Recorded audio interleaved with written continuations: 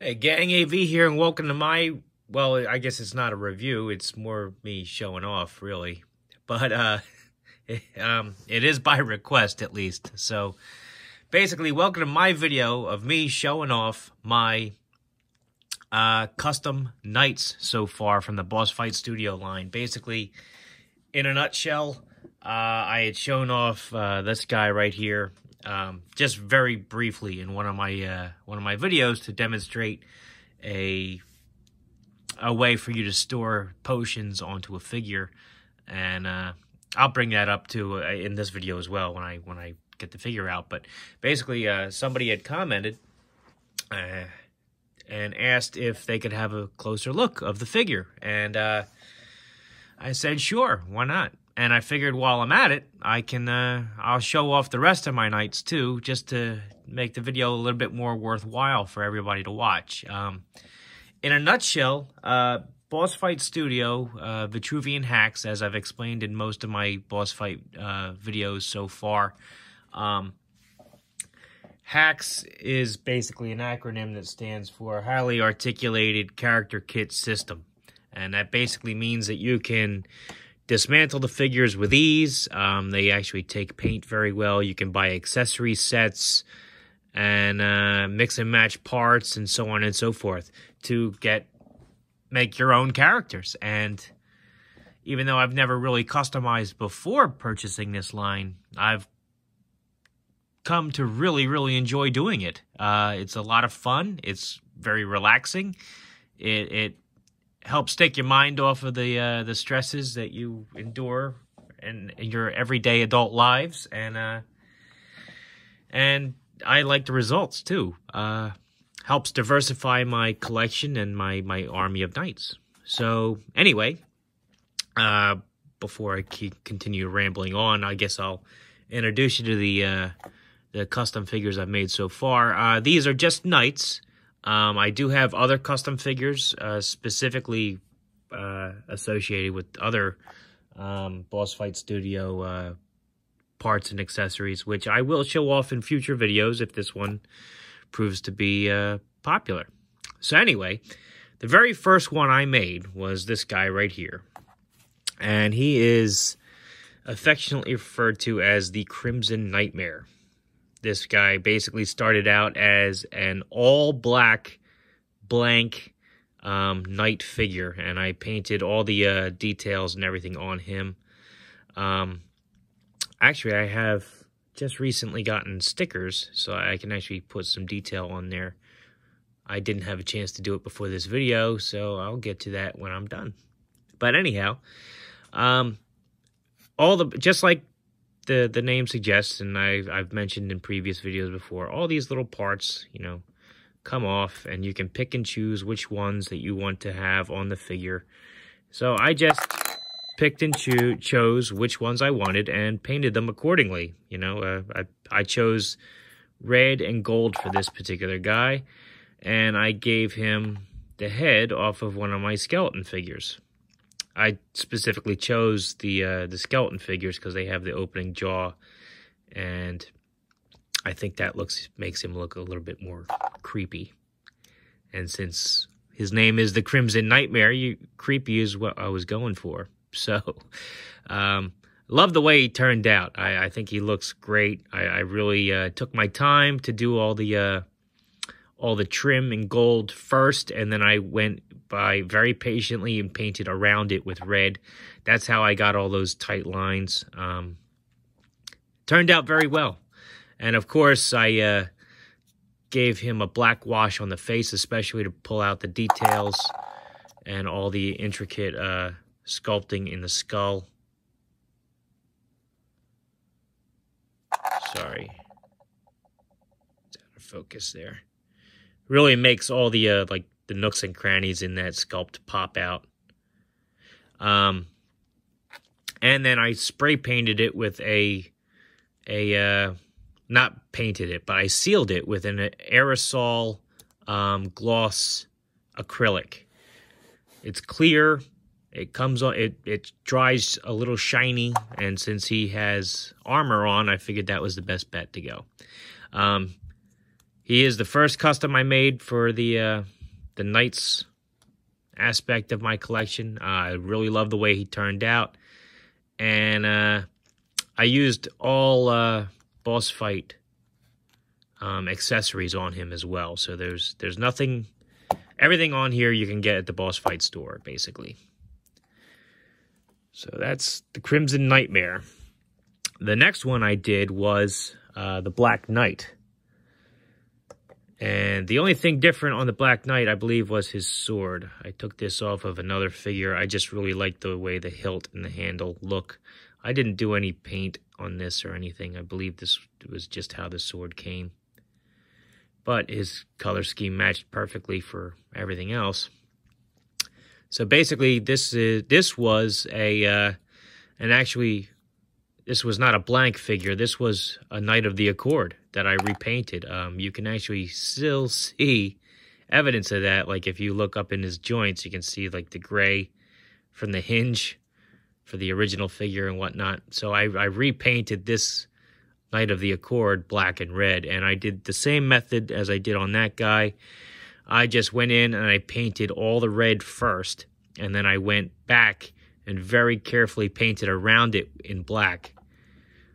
Spray painted, I'm sorry, did not spray paint. I sprayed a sealer on him to help make the paint last and give him that shiny gloss that you see there.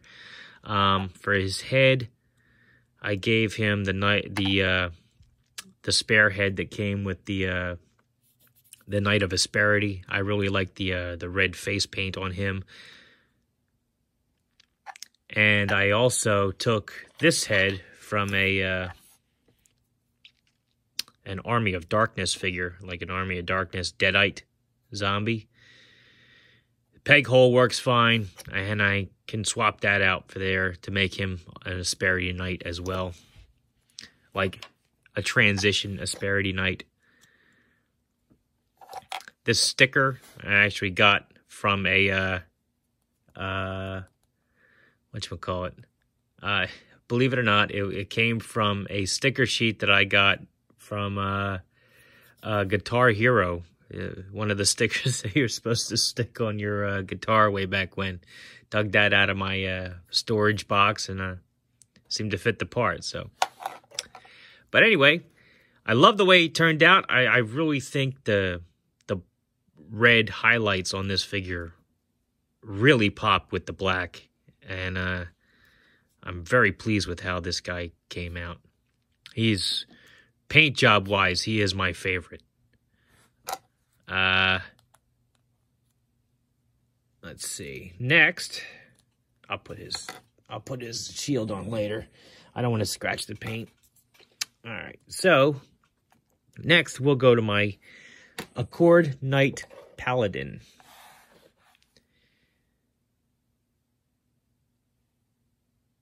This was, I believe, just a blank, all black blank knight figure as well. I just gave him the standard knight head because I posed mine with the helmets on, so it's not that big of an issue. The arm guards, shoulder guards, came from, I believe it was an elf accessory set. I'm not positive, but they are boss fight. They just aren't typical for the knight figures, and I haven't actually seen them on a carded factory-produced figure yet. So they are in the accessory sets if you look. You just got to keep an eye out for them. I believe it was one of the elf accessory sets. I could be wrong. But the shield and the warhammer actually came from... I had the box, I had all the material, I put it aside so I wouldn't forget, and of course I forgot where I put all that stuff.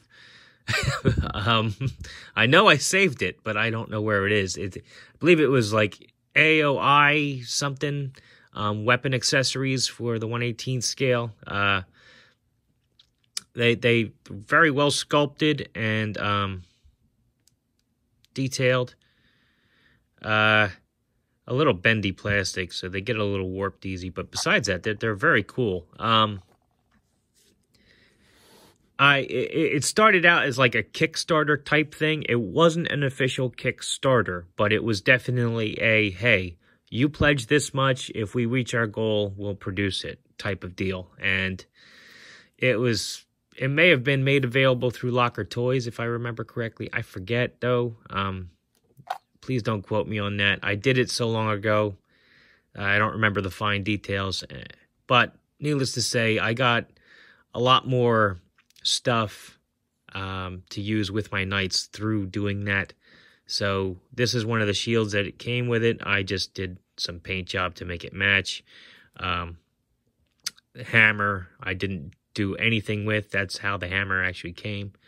As far as his paint job goes, I believe I painted him all blue. I matched the blue right here to go with the Accord Knights, but I gave it a metallic silver wash to give it like that sheen.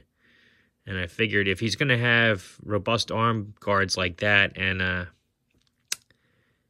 a sheen, I should make him a Paladin.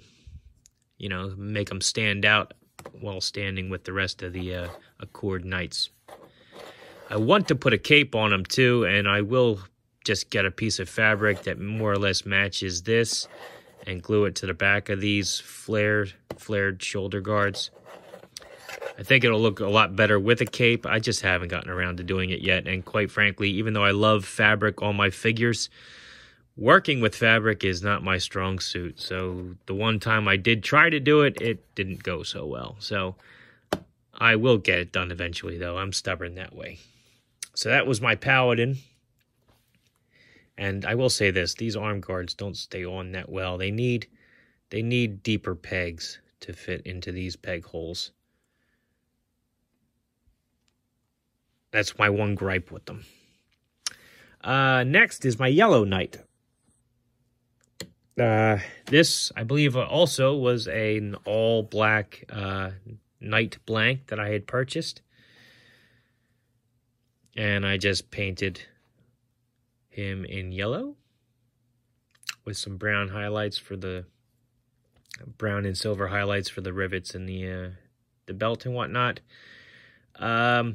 His shield and this particular sword are not boss fight. They came from that same accessory set that I had mentioned earlier. The story behind this guy is that he is a good guy. He's a Knight of the Accord, and he chose to paint his armor yellow to make sure that his enemies would see him, to draw their attention to him so that he'd have more people to fight. I think he turned out very cool. He definitely stands out when you put him on the shelf with the other knights and figures. I like giving my troops diverse looks. That gives them a little bit more personality, and it makes it look like just a lot less like generic toys that you have up on your shelf. I'm happy, more or less, but although I wish the yellow was a little bit more crisp. Like, it came out a little dull, in my opinion. And it just seemed like no matter how many coats I put on there, it just kept looking dull. I got the idea for the paint scheme from Bumblebee, the Transformers movies. So, and last but not least is the guy that I made this video specifically to show off. This is Sir Edwin of the North, otherwise known as the Emerald Mage. The story behind him was that he was a apprentice for Felonius, who basically kept practicing magic above his skill level, and the magic distorted him physically and mentally. So he lives now in the woods with the whatchamacallit, the druids and whatnot that live out in the woods. He is rather eccentric because his brain suffered damage while messing with the magic, and so on and so forth. I decided for his look that I would make him look pretty eclectic. So I wanted remnants of his original green armor to still be present, but clearly in disarray and damaged. And I wanted him to do his best to replace bits of his armor that he may have lost. For example, this shoulder armor right there. And the wrappings on his arm. But turned out very good. These are those C-clamps I had mentioned in the previous video. This cape does not like to stay on either, so I'm just going to take that off. These I got at Marauder's Gunrunners website. Basically, they're just generic C-shaped clamps with a peg that you can peg into the ports on the belts of boss fight figures, and the C shape actually holds the potions very well. So if you need to store your potions on a figure, that's definitely the way to go. They work fantastic. The bow and arrows, they came from an elf accessory set. I don't believe I paint... Well, actually, no. This came from, I think, the Amazon Warrior basic figure. But anyway, I did paint the arrows. I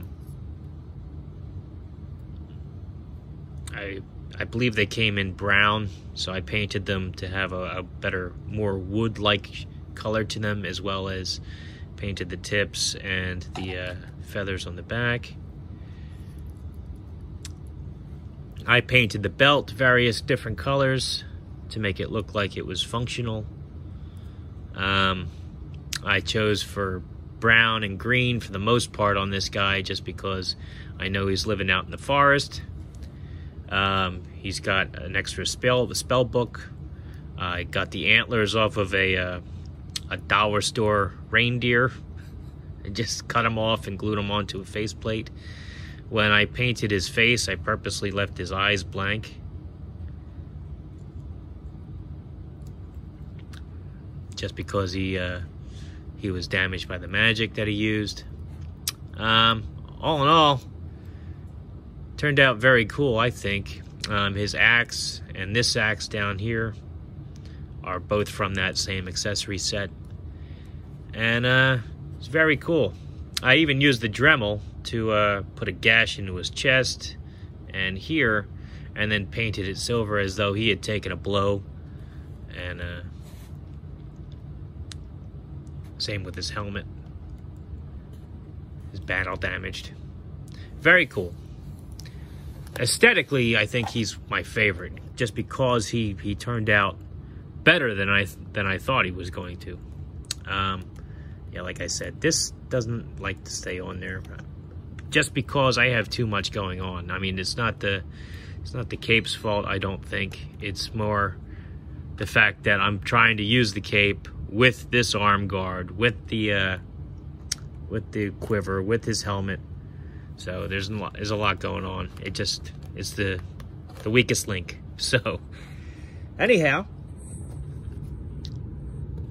these are my custom knights, and thank you for sitting here and listening to me ramble on about it. If you like this video, let me know in the comments section if you'd like to see other customs that I've made. I'll be honest, these are among my more impressive, in my personal opinion, just because they came out so crisp and clean, most of them. Some of the other ones they have their strong suits and they have their negativities, but negative aspects as well. But if you wanted to see them, I'll show them off too. I'll throw up another video in a week or two after I get some more reviews actually filmed. And yeah, so if you want to see more of my custom work, feel free to ask, and I'll see what I can do. Anyway, this has been AV. If you like this video, check out my channel. If you like what you see there, then please subscribe. And as always, thanks for watching.